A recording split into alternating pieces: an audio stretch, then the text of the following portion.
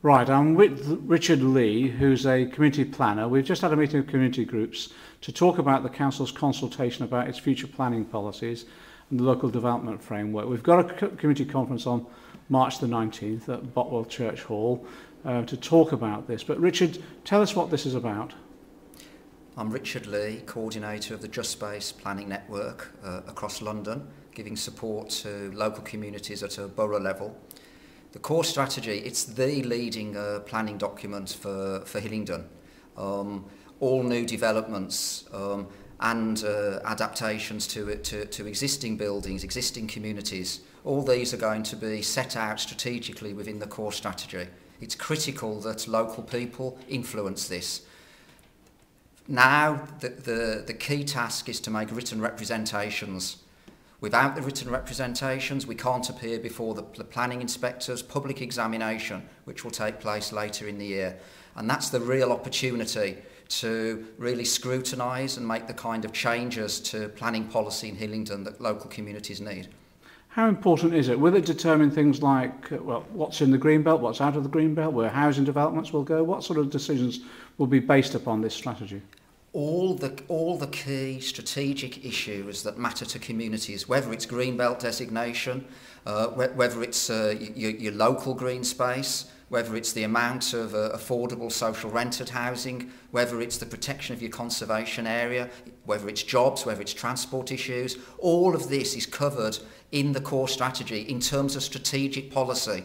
Other policies come later, provide more detail, but that detail follows what's in the strategy, and that's why we have to get this strategy right within the core strategy document. Hillingdon are consulting up until March the 25th about the draft of this document. What do you think people should do now in terms of just feeding their views in? Make a written representation. There's lots of support out there. There's support through not just through your MP and his office, but there's a lot of groups who are getting very genned up on this. People are starting to get organised, and we really must take this forward and make the written representations. It's not daunting. It's just putting across in writing what are your key issues and what are the changes that need to take place in Hillingdon. And people can contact Hillingdon via the Hillingdon Council website. They get a copy of the documents and submit. And they can just submit letters as well on the format that the council set out. That's right. It is available on the website.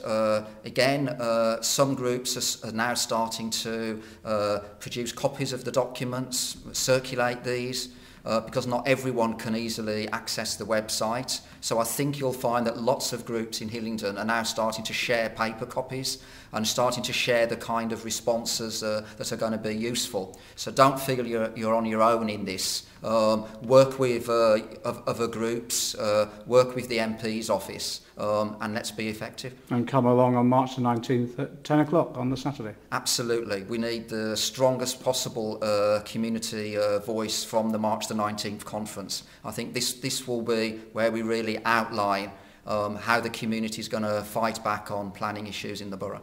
Brilliant.